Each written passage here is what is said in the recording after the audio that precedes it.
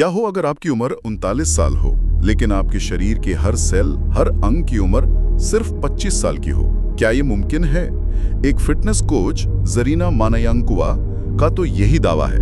उनके latest lab results कहते हैं कि उनकी बायोलॉजिकल उम्र उनकी असल उम्र से 14 साल कम है।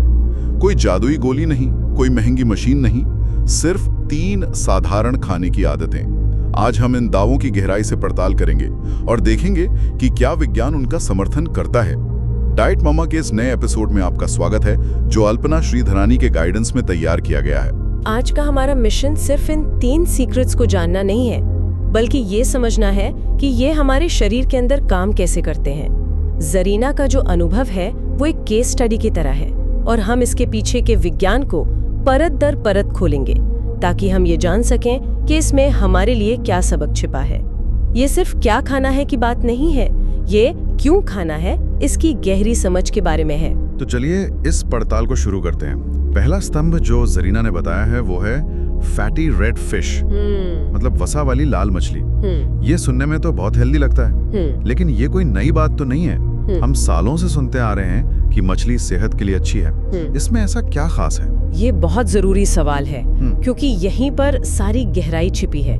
बात सिर्फ मछली की नहीं बल्कि फैटी रेड फिश की है। जरीना ने साल्मन, मैकेरल और सार्डन जैसी मछलियों पर जोर दिया है। और इसकी वजह है इनमें मौजूद ओमेगा 3 फैटी एसिड्स की एक खास किस्म EPA और DHA।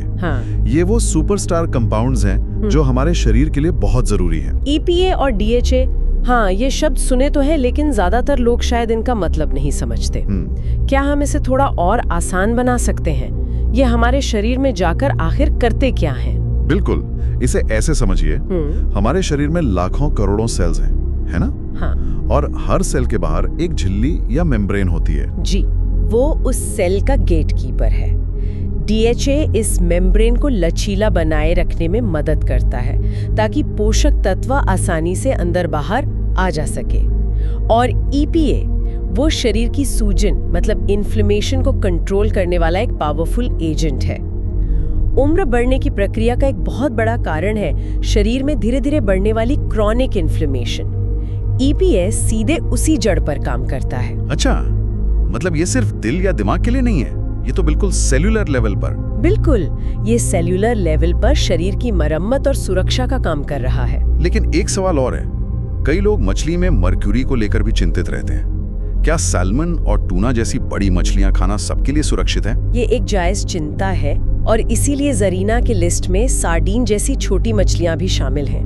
फूड चेन में जो मछलियां जितनी नीचे होती हैं, उनमें मर्क्यूरी जमा होने का खतरा उतना ही कम होता है।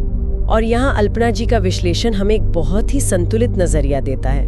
उनका कहना है कि इन मछलियों से मिलने वाले ओमेगा 3 के फायदे मर्क्यूरी के संभावित खतरों से कहीं ज्यादा हैं, खासकर अगर आप हफ्ते में 2 से 3 बार एक सीमित मात्रा में खाते हैं। ये एक तरह से संतुलन बनाने की बात है। और जो लोग शाकाहारी हैं, उनका क्या उन्हें अलसी या अखरोट से यही फायदे मिल सकते हैं? देखिए, ये एक बहुत बड़ा मिथ है।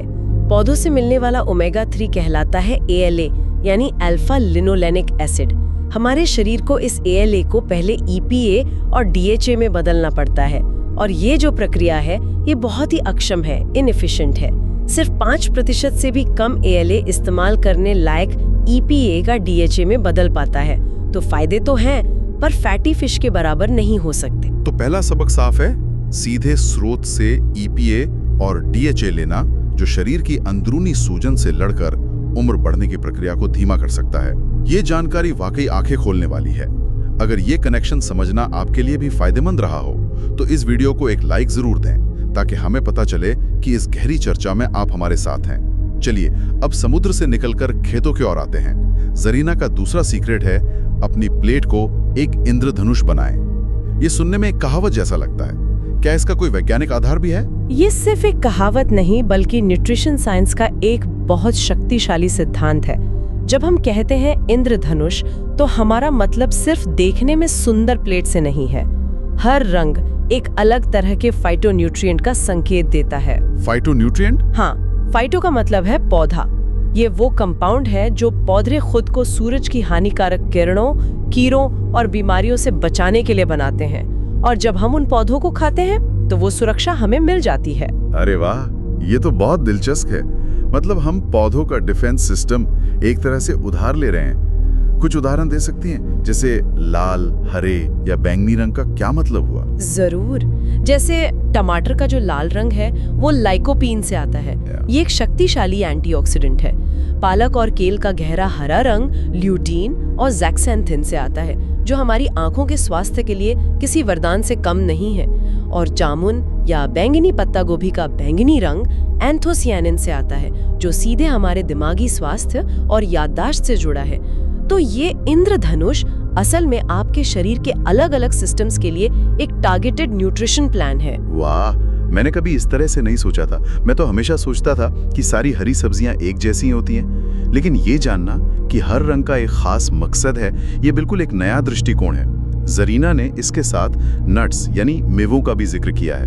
उनकी एक लाइन है, आपका पेट आपको धन्यवाद देगा। और वो बिल्कुल सही है। मेवे जैसे बादाम और अखरोट सिर्फ हेल्दी फैट्स और प्रोटीन का स्रोत नहीं है, उनमें भरपूर फाइबर होता है, और ये फाइबर हमारे पेट में मौजूद करोड़ों अच्छे बैक्टीरिया का भोजन है।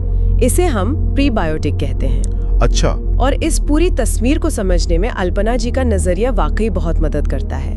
वो इस बात पर जोर देती हैं कि कैसे प्लेट में दिखने वाली ये वैरायटी असल में हमारे बायोलॉजिकल सिस्टम की कॉम्प्लेक्सिटी का सम्मान करती है। हमारा शरीर कोई एक जादुई चीज नहीं चाहता, उसे हर तरह के पोषक तत्वों का एक तालमेल चाहिए, और वो उसे इन रंग बिरंगी चीजों से मिलता है। ये सोच कि हमारी परंपराओं में ही सेहत के गहरे राज छुपे हैं, वाकई भी कमाल है। अगर इस नजरिए से आप भी इत्तेफाक रखते हैं तो इस चैनल को सब्सक्राइब करके हमारी इस खोज का हिस्सा बने, ताकि हम साथ मिलकर ऐसे और भी राज खोल सकें। और अब आते हैं तीसरे और आखिरी रहस्य पर, जो जरीना की जड़ों से उनकी संस्कृति से जुड़ा है।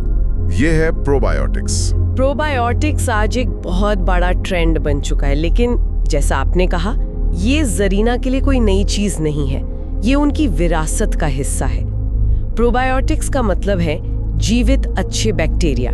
जरीना ने खट्टी बंद को भी, जिसे सावर क्राउट कहते हैं, और अचार का उदाहरण दिया है। ये फर्मेंटेड यानी खमीर उठाकर बनाए गए खाद्य पदार्थ हैं। इस प्रक्रिया में लैक्टोबैसिलस जैसे अच्छे बैक्टीरिया पनपते हैं, जो हमारे पेट में जाकर वहां के माइक्रोबायोम को संतुलित करते हैं। उन्होंने इसके साथ एक बहुत प्यारी कहानी भी साझा की है। वो बताती हैं कि वो कजाकिस्तान से हैं और कैसे उनकी दादी सर्दियों के लिए ये अचार और साउरक्राउट बनाती थी। ये सिर्फ एक डाइट टिप नहीं, बल्कि उनकी परंपरा का हिस्सा है। मुझे ये बात बहुत अच्छी लगी कि कैसे हमारी दादी नानी की परंपराएं, जिन्हें हम शायद पुराना समझते थे, अब मॉडर्न साइंस उन्हें सही ठहरा रहा है। बिल्कुल। और ये सिर्फ पाचन तक सीमित नहीं है। हमारे पेट और दिमाग के बीच एक सीधा कनेक्शन है, जिसे गट ब्रेन एक्सिस कहते हैं। एक स्वस्थ माइक्रोबायोम न सिर्फ हमारी इम्यूनिटी को 70% तक कंट्रोल करता है, बल्कि हमारे मूड, तनाव के स्तर और यहाँ तक कि हमारी मानसिक स्पष्टता को भी प्रभावित करता है। इसीलिए जरीना की वो लाइन इतनी शक्तिशाली है, खूबसूरती अंदर से शुरू होती है। किसी भी उम्र में चमकने के लिए स्मार्ट तरीके से खाएं। खूबसूरती अंदर से शुरू होती है। ये सिर्फ एक कहावत नहीं, बल्कि एक बायोलॉजिकल सच्चाई है। अगर आपका अंदर का इकोसिस्टम ठीक नहीं है, तो दुनिया की कोई भी क्रीम आपको वो चमक नहीं दे सकती। एकदम।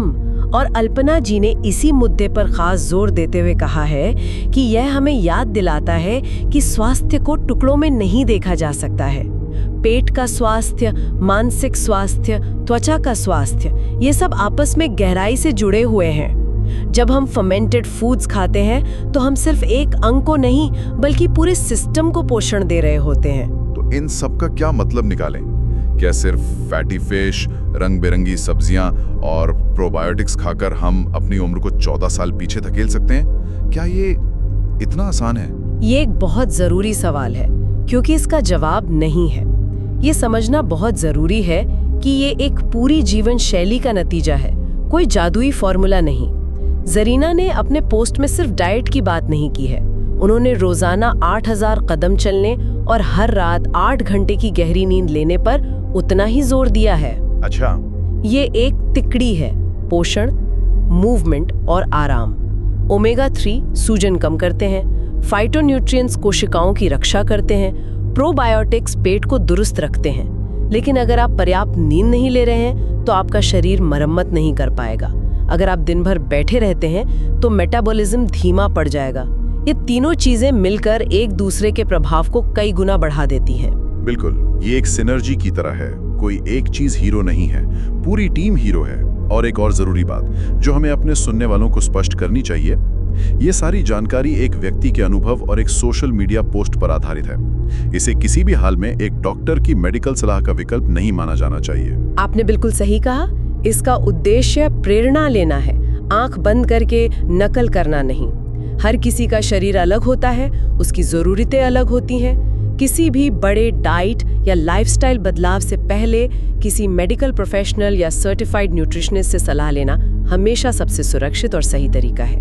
ये जानकारी हमें सोचने के लिए एक दिशा देती है, एक मंजिल नहीं। तो आज हमने 3 प्रमुख बातें सीखी और उनकी गहराई को समझा। पहला, फैटी फिश से मिलने वाला EPA और DHA जो सेलुलर लेवल पर सूजन से लड़ता है। दूसरा, प्लेट में इंद्रधनुष यानी अलग अलग फाइटोन्यूट्रिएंट्स का एक सुरक्षा कवच। और तीसरा, प्रोबायोटिक्स जो हमारे अंदरूनी इकोसिस्टम को संतुलित करके हमारी नींव को मजबूत करते हैं। तो असली सवाल ये नहीं है कि हम अपनी उम्र कम कर सकते हैं या नहीं, बल्कि असली सवाल ये है कि हम अपनी सेहत और ऊर्जा को बेहतर बनाने के लिए आज अपनी प्लेट में कौन सा नया रंग शामिल करने वाले हैं, या शायद अपनी दादी नानी के किसी पुराने अचार की रेसिपी को फिर से जिंदा करने वाले हैं।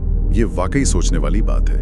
अगर आपको विज्ञान और परंपरा का ये मेल पसंद आया और आप चाहते हैं कि ऐसी ही गहरी जानकारी आप तक पहुंचती रहे, तो हमारे चैनल को जरूर सब्सक्राइब करें ताकि आप कोई भी अपडेट मिस ना करें। डाइट मोमा के इस एपिसोड को देखने के लिए अल्पना श्रीधरानी और उनकी टीम की ओर से आप सभी का बहुत बहुत धन्यवाद। हम सिर्फ जानकारी नहीं देते, हम आपको सोचने के लिए एक नया नजरिया देने की कोशिश करते हैं।